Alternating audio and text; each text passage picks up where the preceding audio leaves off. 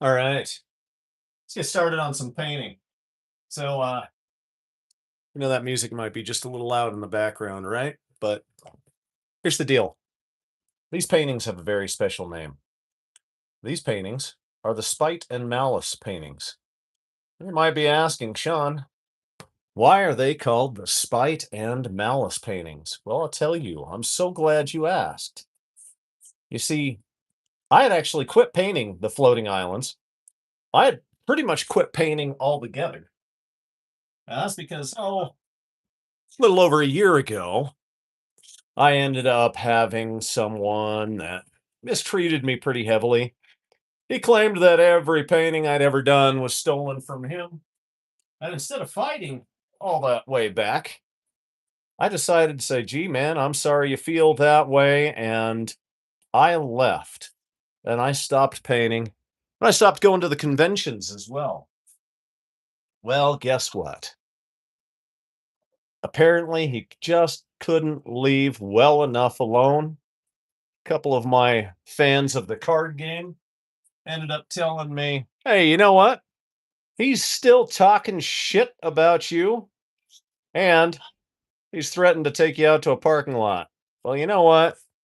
He's a long ways away from where I'm at, but I teach Filipino martial arts, and I would be happy to take him out to a parking lot. Sign a waiver, make sure it's fair. Oh, it's not going to be fair. This guy ends up being 76 years old. But hey, I'm only 6'1" and he's 6'5", so that's got to count for something, right? Here's the problem. I didn't want to get back into painting the floating islands. I had no interest in repainting the floating islands. Not until he started bandying about that I was afraid and that I was not giving up on paintings. I was chased away from paintings. So as soon as I ended up hearing that, I couldn't take and just sit down. I thought about it for a beat, for a whole 24 hours. And you know what? I woke up the next morning and I chose violence. I want the fight. I want the battle. I want the war. You've been telling everybody that every single bit of my art is AI, and you've been telling everybody that I copy everything you've ever done. And he even went so far as to tell people that I better not paint any kind of new floating islands because, so help me, he'll end up suing me and he'll destroy my whole business. Well, you know what? Bring it on. That's why these are the Spite and Malice paintings. I am absolutely happy, just absolutely exquisitely happy to have this battle. Go ahead, try and destroy my business, because you know what? I don't rely on this for my living. I make money in a lot of other ways. I'm a writer. I'm a martial artist. I'm a blues guitarist. I teach Filipino martial arts. I've got a lot of ways of making money. You think that you're going to try and take this away from me just because I walked away so docilely the last time? Listen, bitch, don't mistake meekness for weakness. I had even gone long, long, long ways away from doing any of the floating islands. I had decided that what I was going to paint was I was going to paint Romans. I was going to paint portraits. I was going to paint a lot of things. You know what? I'm going to turn that music down just a little bit.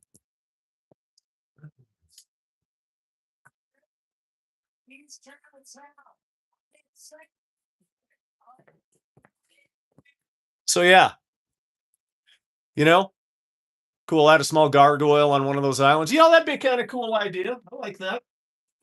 But yeah, man, nobody gets to tell me what the hell I get to paint. Nobody gets to try and say, hey, you know what? You don't get to paint no floating islands. You don't get to paint nothing. I'd gone so far away from this. I was painting figures. I was painting giant paintings of the Tetons. I was not painting anything to do with these damn floating islands. But just because that's the biggest thing that you paint, well, guess what? You want to start the war with me? Now I'm painting the floating islands. 21 of them in 21 days, man. This is number 2. Although I'm kind of cheating, I ended up getting this one started on the same day as the first one. Yeah, dude, do your own thing. Thank you. Appreciate that. And Hey, you know what? Thank you. You know what? I'd be happy if somebody wanted to end up being like me because one of the things he did is he tears down almost any kind of new artist that enters the scene. Now, you think about that. Now, I'm 50 years old. I can take it. I have no problem with that. I got a nice, strong self. I've got the confidence. I've got the abilities.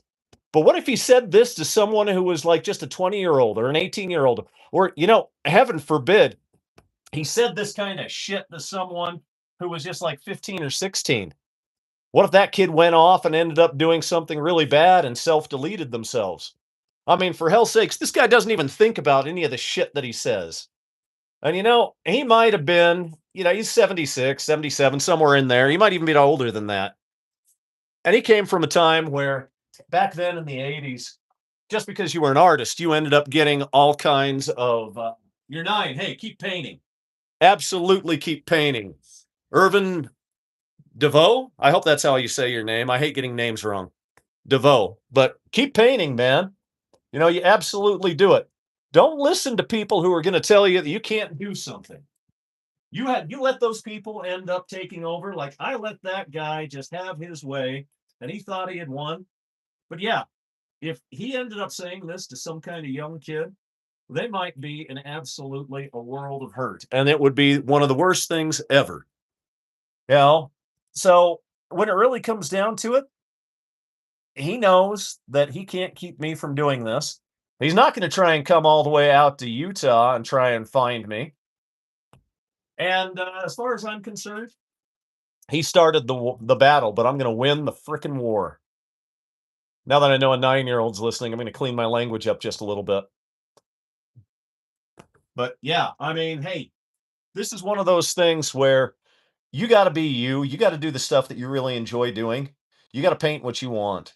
And if you guys want to see some cool paintings, you got to check out some of those other videos. But right now, make sure you like and subscribe. I don't make any money off of my YouTube channel, and I hadn't painted anything for a while. I'd just given up on it, but I'm not giving up anymore. I'm coming back with a vengeance, and I'm ready to kick butt and take names. Dreams often fade under the weight of others' judgment. Yes, you're absolutely correct. And you know what? They can suck it. And they can just end up taking it and saying, you know what? They can try and be a negative in the world. I'd rather be a positive.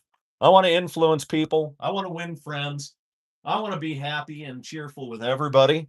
But this guy's gotten so underneath my skin that I just want him to know I'm going to paint all these floating islands. And then when I'm done, I'm going to put them up on a Facebook auction. And instead of selling them for the normal thing where I sell them for 600 or 700, I'm going to sell every single one of the paintings for $35, and they're going to come with a signed copy of my novel.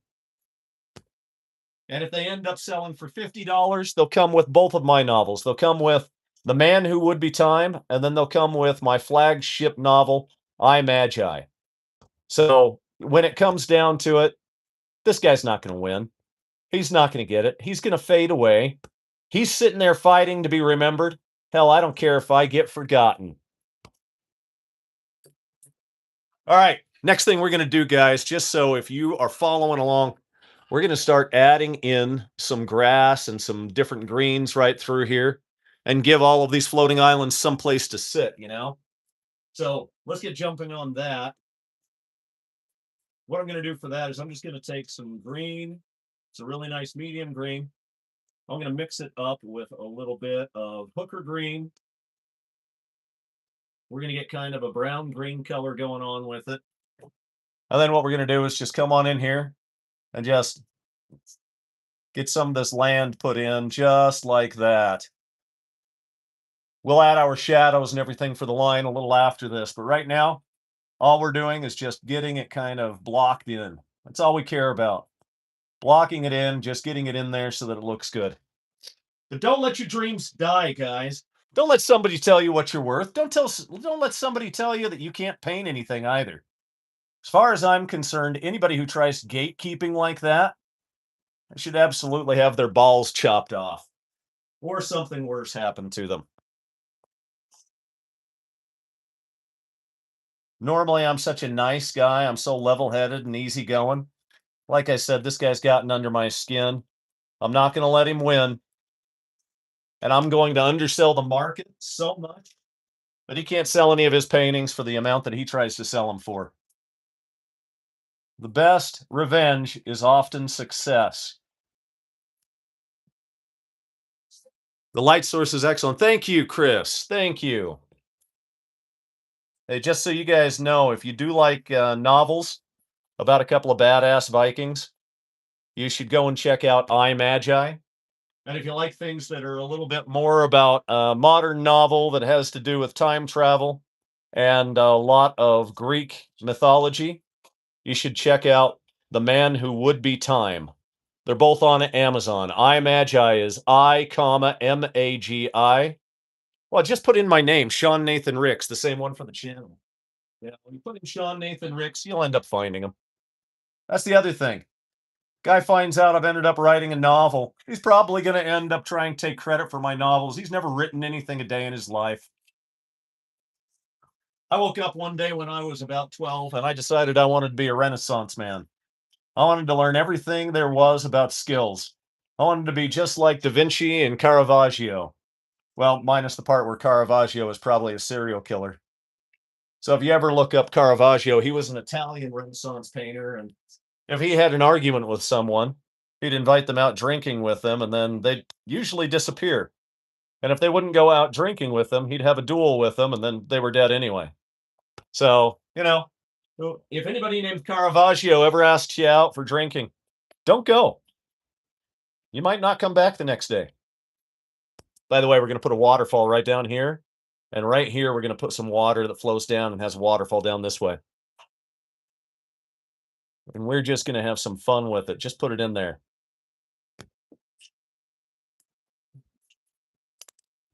Yeah, that is the way you say your name, by the way. DeVoe. Excellent. Glad I got it right. Thank you. French or French Canadian, or is it from Louisiana? So it's French Creole. No, I like being down in Louisiana. Went out and spent some time with the Swampers. It reminded me of being in the Philippines. I liked those people too. The Philippines was great.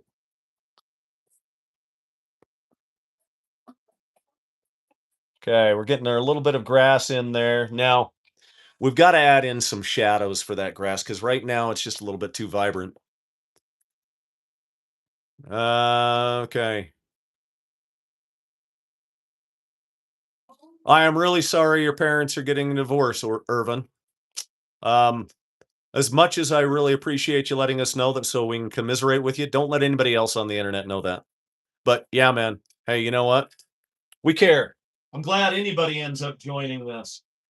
Anybody who's ending up here, and just in case you're just joining, we're kind of bitching and moaning about a artist who told me I could never paint any kind of floating islands because they basically belonged to him. And he accused me of stealing and plagiarizing all of his paintings. So what I'm doing is I'm going to do 21 floating island paintings in 21 days. Everybody who's already been here has already heard that, but I'm doing it out of absolute spite. Now, one of the nice bonuses or the benefits is that floating islands do appear in my I Magi novel. So that's I, comma, Magi. Find that on Amazon. And they're going to appear in a whole bunch of them. In fact, if you guys want to go to a cool website while you're listening, go take a look at buymynovels.com. That's BUY, mynovels.com. I own that site, and I have a lot of authors that are friends of mine on there. It'll tell you all about the card game that goes with my novels, the I Magi Kingdom of Thor card game. So, card games, painting, blues guitar, martial arts. I have a lot of different things that I enjoy doing. And I encourage all of you guys that if you want to chase your dreams, don't let anybody get in the way. Don't let anybody ever, ever, ever tell you that you can't do it. By the way, the next brush we're going to use right here is a makeup brush. This is going to soften a bunch of stuff.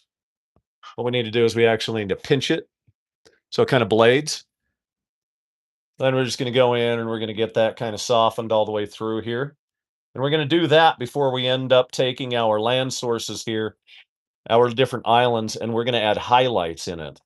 It's going to be kind of a yellow green that we add in there. And then once we do these little castle things or whatever they're supposed to be, I haven't decided what they are yet. Once I've got those done, what I'm going to do is I'm going to go ahead and said hi. Okay, okay, cool. Yeah, cool. Irvin, you the man. How do you say that? Santa Sundberg? San Sundberg? And Ishan, I am really bad with names, guys. I'm going to call you Ish, okay? All right, Ish. Hey, let's just keep on going here. I am going to grab some nice, vibrant yellow ochre, and I'm going to mix it with some green. Get a really light colored yellow green, maybe a little bit of white in it so that it lightens up a lot. And that's what's going to give me my highlights on my land sources there. So here we go. We're just going to kind of come in here and you can see that we'll just pick it in. Any place that I think the sun is going to shine on this. We can't put it this way because my light source is basically coming this direction. We got to put all this in before we end up putting the waterfall here and before we put the water that spills down there. Now this one, this is easy. The light source is right along that blade, right? That long blade of the land. Yeah, that looks good. We can do the same thing along here. Yes, that is really picking out the highlighted color well.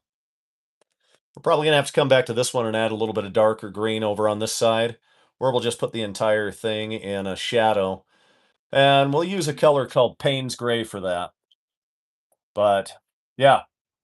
So I want to get an idea, guys. Make a comment for me. Let's see here. Chris, I think the concept of floating islands was coined in the symbolism era, which was in the 1800s. So that guy who said that, he can pound sand. Among other things, he can pound sand. Absolutely. Yeah. The entire idea, I mean, for heck's sakes, it's also kind of fun right now because NASA, we had the turn around the moon, and it's interesting to find all those flat earthers out there. But hey, you know what? I don't care what you believe. If you believe the earth is flat, more power to you. And even better if it ends up helping you purchase some of my novels or my paintings. You think the earth's flat and you like my paintings? Go for it. I'm not going to criticize you. All right. Let's get a little bit of shadow going on. Now for shadow, I'm going to take some really dark blue and some Payne's Gray. I'm going to mix them up, and then I'm just going to draw them across where the light source is going to give me a nice shadow. So this one is going to shadow all across here. This one's going to come and pull across that way. This will probably give us a little bit of shadow there, and that's going to be a lot off to that side. And this one is definitely going to pull a lot off to there. Some right here. A little there. Just going to bring a little shadow there, and then just a little bit right here. You do have to be careful if you're going to use your pinky for ending up holding on to things. You got to make sure that you don't drag any paint with it. So don't stick your pinky like that into any kind of wet paint.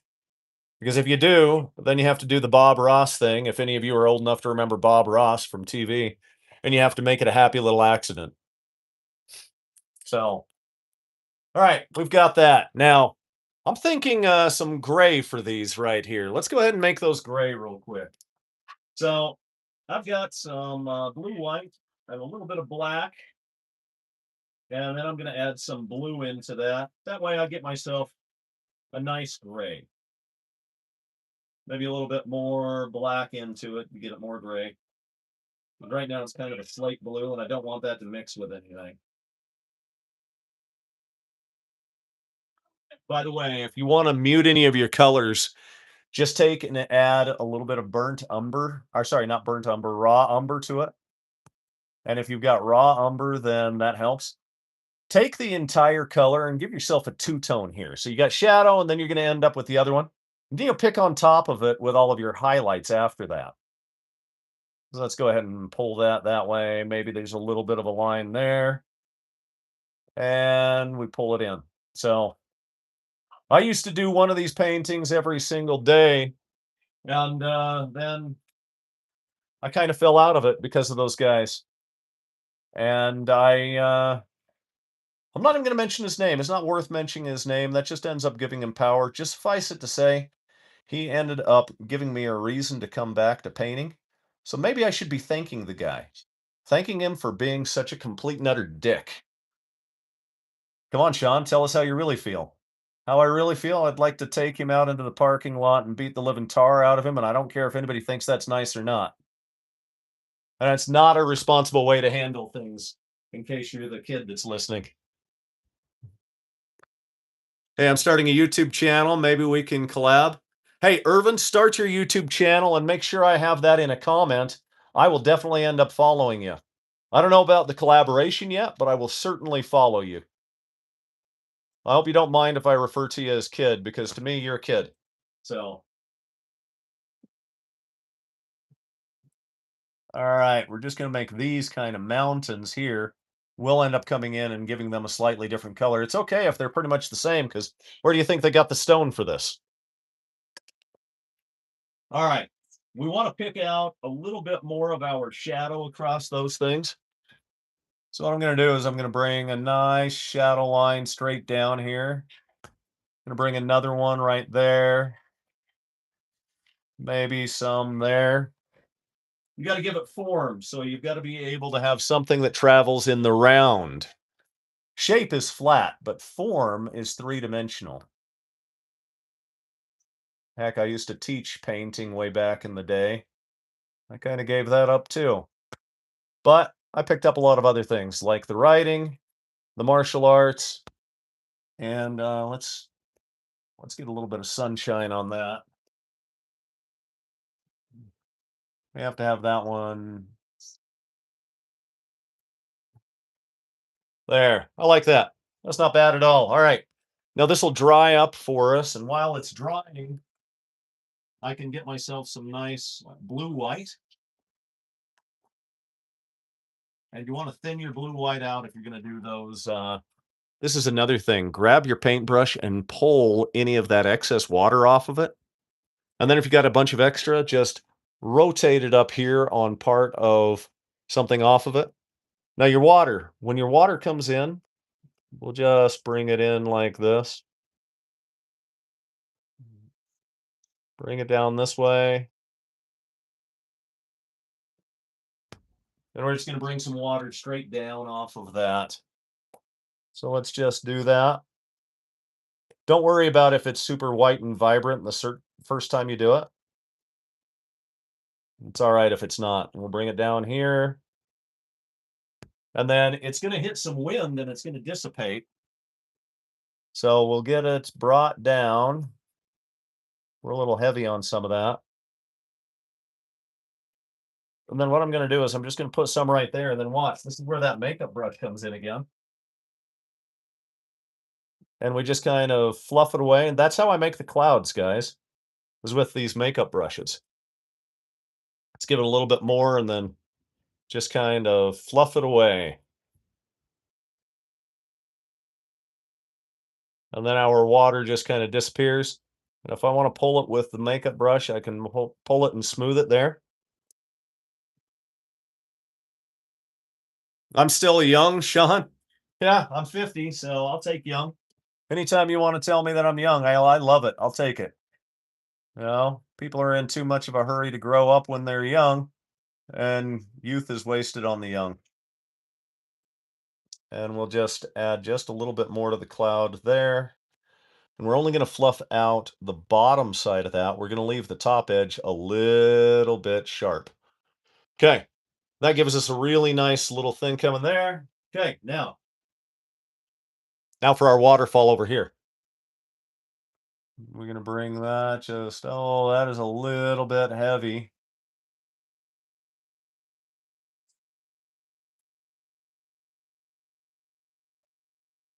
Now, we could have put that bridge in after, and it probably would have been easier to get it to look sharp. but I can always go over the top with another color as well. Now, it's a little bit heavy there, so I'm going to pull some of it up with the makeup brush.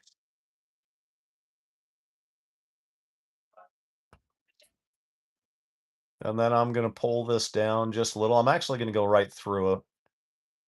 That way it looks nice. And we'll bring it down, and it's going to disappear behind this island because that one is much smaller and it's clear back there. Then we'll fix the bridge in just a minute. So it goes down behind it, and then we can trace where it comes out from underneath there.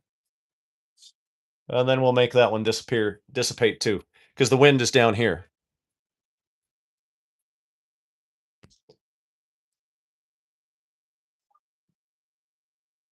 And then I'm going to show you guys something really fun.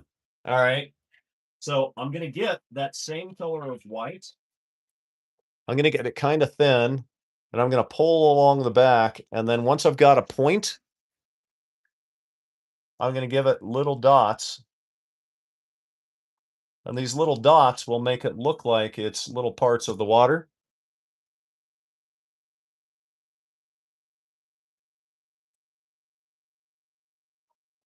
Gives you that little extra gleam. You don't have to be heavy-handed with them. You just do what you want. And since I've got this white, I'm also going to come up to this corner right here. Let's and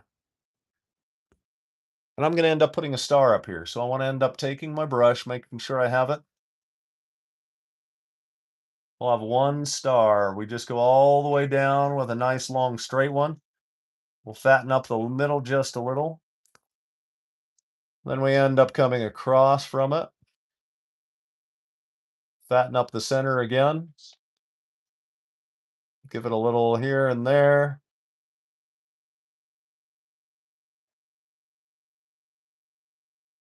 Fatten up your center for it.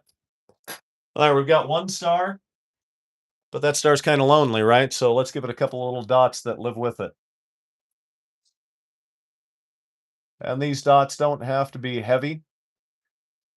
Just make sure they get in. Some of them are going to be brighter. Some of them are going to be less vibrant.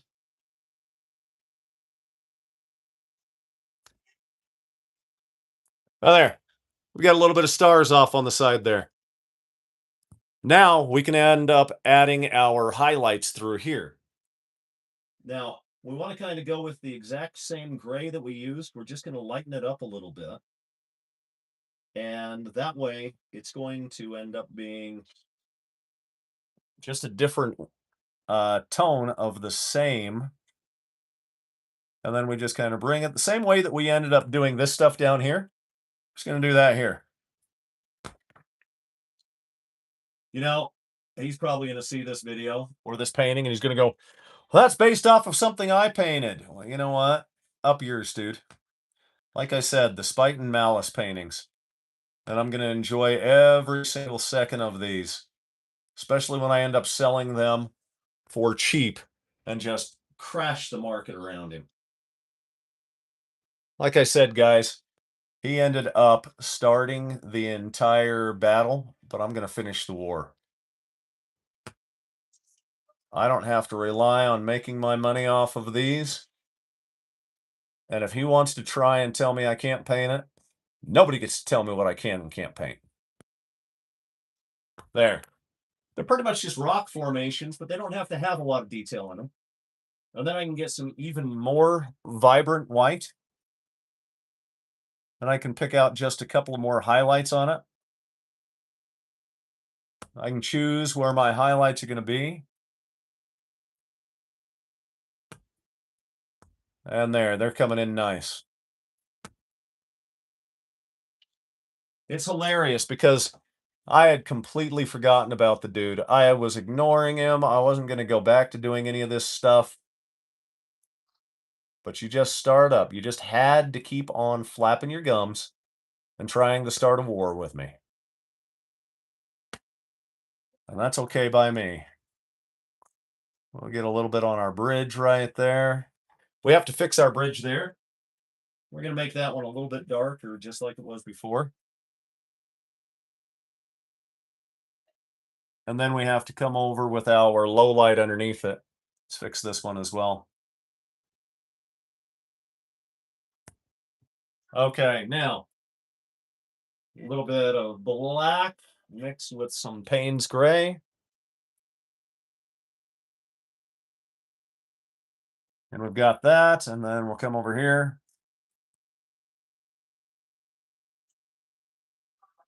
And then put a little bit more shadow underneath the base of that rock. Make it so that it kind of fits. Thank you. Let's see, who said gorgeous? Chris did. Thank you, Chris. Hey, go to buymynovels.com while you guys are still here. BUY, mynovels.com. If you go to the shop, you're going to end up seeing the card game. I think we need to add a little bit of highlight right up in there. And we're going to add just a little bit of shadow along that bank, because that would be in shadow. You wouldn't see a lot there, and we can kind of cover that up, and we can do the same thing here. There, that's a little bit better. Now it feels more like it's kind of dug in.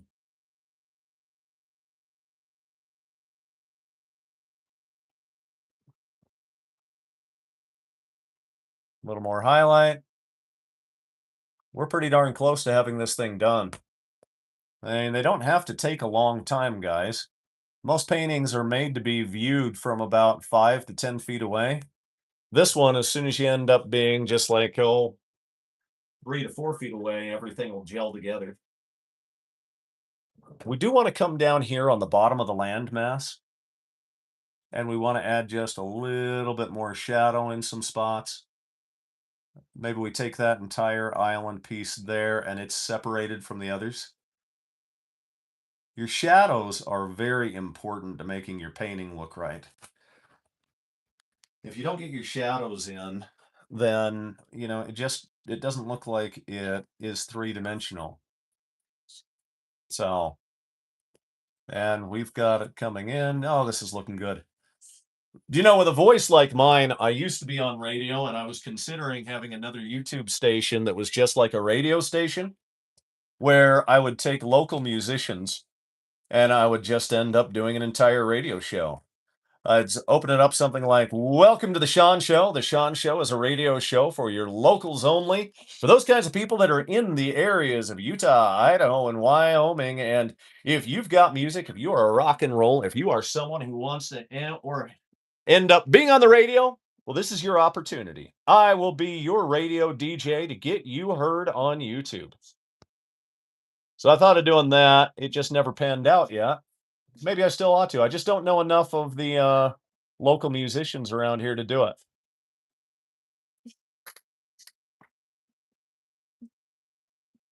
Yes, the dates are expected releases. So there's only 2 books out. Those are the ones that are underlined and have the buy it now. The other ones are the expected releases. My editor and I were actually working on I Mystic today. And normally I wouldn't give this out, any kind of information on it. But you guys are on here with me live, so I'm going to spill the beans. The first novel in the Magi cycle is called I Magi. That's already out. The second one is called I Mystic. And the third one is called I Merlin. So it's a Merlin origin story unlike any others. You really ought to read the books. You're going to love them. And then The Man Who Would Be Time is about, well, the man who would end up being time. Now, that's kind of right in the title, so there's nothing mysterious about that one. And then when it comes to, yeah, let's go ahead and make that a little striated rock. That looks good. Let's do the same thing with this up here. And over here, because they were once one piece of rock and they're separated now. I like that. That looks good. Let's give a little bit more dark right through there and there. As far as the other novels that are coming out, the next novel that comes out after I Mystic is The Eldritch Man, which is a detective noir novel about a guy that ends up getting magic. Basically, he goes through hell. So does everybody in The Man Who Would Be Time and I Magi. My theory on writing is, in the first act, I chase my hero up a tree. In the second act, I end up throwing stones at my hero. I want to make him hurt. And then in the third act, I'll let him out of the tree, generally by dropping him completely out of the tree, chopping the tree down. Basically, that's my theory on how to write a book. All right. Hey, and if the artist who told me that I don't get to paint this kind of stuff thinks this is derived off of one of his, up yours, dude.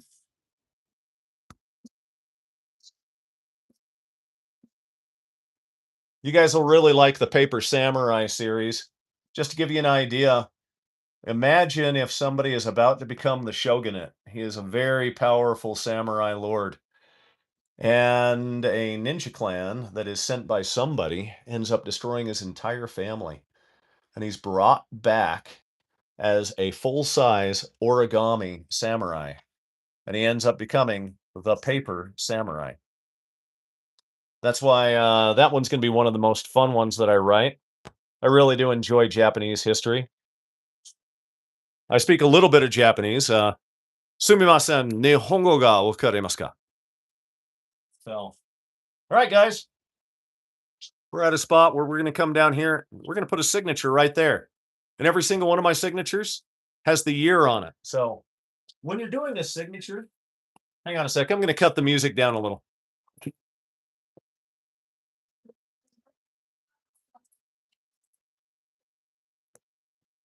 All right. When you do your signature, get your paint so that it is about the consistency of ink. When you've got it, you got to make sure that you pull to a point. So round your brush. Now you're at a point, and then you can brace your hand, and that's the way I do it.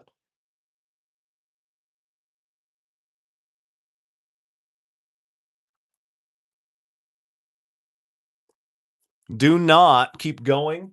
Get more ink or more paint on your brush. Get it pulled. I've probably got enough up here I could just drag from it.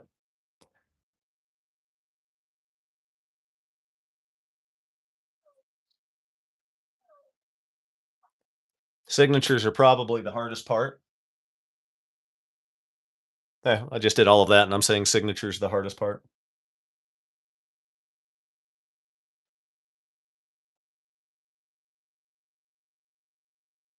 By the way, if you want to find me on Instagram and see all of my other paintings, it's Sean Nathan Ricks it's just Sean Nathan Ricks. Sorry, it's Instagram. Sean Nathan Ricks.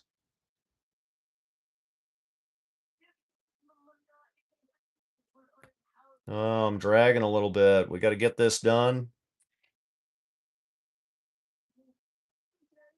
And then I'm going to pull over top of this. There's generally a rule, don't ever go back over top of your signature.